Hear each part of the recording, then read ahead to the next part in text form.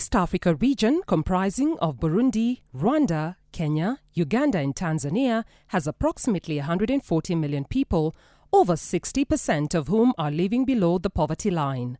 What this means is that a huge percentage of the East African populace has no access to basic necessities like adequate food, decent housing, safe drinking water, affordable healthcare, proper education, security and employment.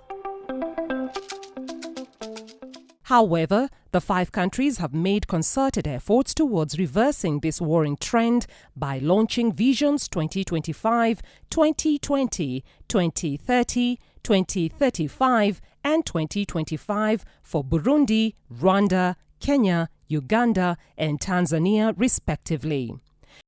According to these visions, specific targets have been set to achieve economic, social, political and technological objectives for their citizenry, among them to eradicate extreme poverty and hunger, provide universal primary education, create employment opportunities for the poor, improve infrastructure, governance, and service delivery.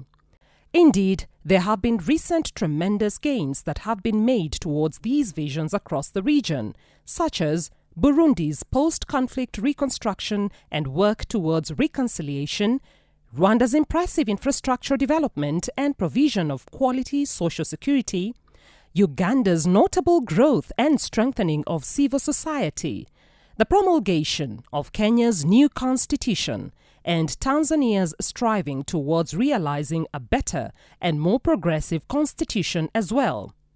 However, most, if not all, of these countries may not fully realize their visions as rampant corruption, cronyism, electoral malpractices, gross human rights violations, silencing of dissenting voices, suppression of freedoms, among other ills, have permeated the social, economic, political, and technological spheres. Today, everywhere you go, be it public office, private sector, civil society, or even a welfare group, there are glaring inequalities across the board. It is either the boss employing only his tribesmen, the government officer awarding himself or his wife a tender, a doctor stealing free drugs from a government hospital to sell in his private clinic, a lawyer colluding with a member of the public to defraud an insurance company, a banker trying to fleece the depositors somewhere, a lecturer demanding some favor for marks, or a rogue developer grabbing a children's playground for personal gain. It is this kind of man-eat-man society that we have become, and our ways of life that have stunted economic growth, perpetuated social injustices, and widened the gap between the rich and the poor in the East African region. Down with corruption, down! We're being arrested for trying to prevent the theft of money by the Parliament of Kenya.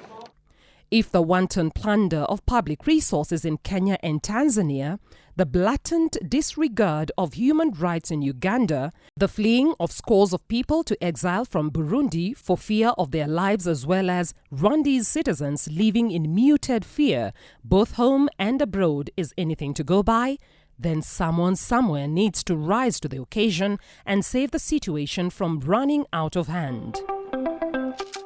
It should start with me, then you, then him or her, and so on and so on. It is in this regard that Akiba Uhaki Foundation, an East African human rights and social justice fund, was established in the year 2006 to fill the critical gap that existed within the social justice sector to address the structural challenges to the realization of social justice in the region. The fund holds the belief that the inequalities apparent in the economic, social, political, and technological spheres in East Africa are products of failed or failing development models. We believe that the basis of sustainable development is social justice. In our work, we tackle root causes of poverty, social injustices, and human rights violations, as well as towards the realization of the following preconditions: an empowered and assertive communities of people, accountable governments, and effective monitoring and feedback mechanism by CSOs and other actors. Being an East African social justice grant maker, we believe that the East African community will be a pipe dream unless it puts the concerns of the ordinary people at the center of negotiations and unless it is owned by people and their communities. Hence, our route to transformation entails creating active and powerful communities of informed and engaged people, holding governments to account on the basis of evidence, creation of strong civil society institutions and movements to empower the people and hold duty bearers accountable, as well as having effective monitoring and reporting mechanisms. We're looking at ensuring that there is justice and fairness across the board. We're looking at improving both the understanding of the people about the rule of law and the adherence to that rule of law by those who are in authority. We're looking at ensuring that impunity can be eradicated altogether. And we think that these are targets that are well within our reach. Fundamentally also, we believe in learning and improving continually together with partners, both grantees, funders, and other CSOs in and outside Africa. At Akiba Uhaki Foundation, we envision the new and better East Africa to be a world in which all people enjoy human rights and live in dignity, a land that is completely at peace with itself, a place of abundance that provides enough for everyone and maintains a decent balance within its ecosystem, a place with a clear culture of respect, tolerance of diversities, and curiosity that drives innovation to make life better for all. The East Africa we envision is a human rights state where we live by the rule of law and respect the rights of every citizen. A world where we respect and embrace whatever choices people make in their lives, regardless of whether we do or do not agree with them. The East Africa we envision is a world where human life is absolutely sacred and one's potential is fully exploited through access to knowledge and education.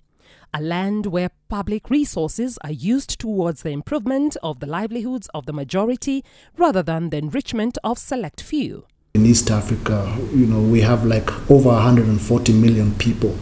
So if you have 5% of the people benefiting in resources, surely, how do you deal with the rest of the 125 million people looking for basic access for development?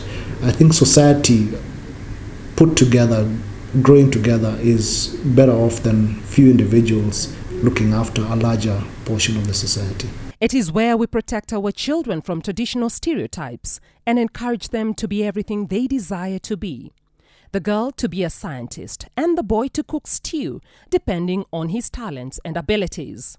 At the same time, maintain a healthy respect for our culture, history, and traditions, as well as allow them to be dynamic and evolve as they will. Since 2009, we have, through our social justice philanthropy, leadership and institutional strengthening and research and advocacy programs, disbursed a total of 83 grants worth $525,000 to partners across East Africa. Consequently, we have supported initiatives promoting matters of public interest, including monitoring of public expenditure in the socio-economic sectors, amplified the voices of minorities and grassroots communities in national debates, offered protection to socio-economic rights defenders, bolstered civil society movements and grassroots initiatives in the region, and supported innovation in human rights activism, including through alternative media and new ICTs for advocacy work. The diversity in terms of background of the grantees in East Africa that Akiba Uhaki Foundation has continued to support, it tells you we are in every corner. And when you look at the progress, which I think this grantees meeting is going to look into in detail, you realize that much has really been done.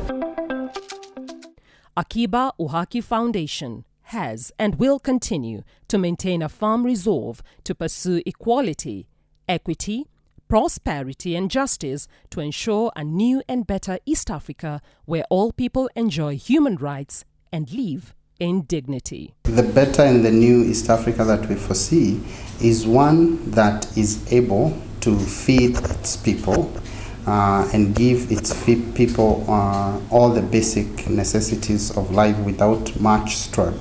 I would also like to see a lady president in East Africa, and I want to see a community where ladies are not shunned. For an East African region where young guys get a platform to better themselves in whatever areas they deem fit or they are talented in. For example, I would expect an athlete to be given that avenue to better himself without being, without his rights being infringed.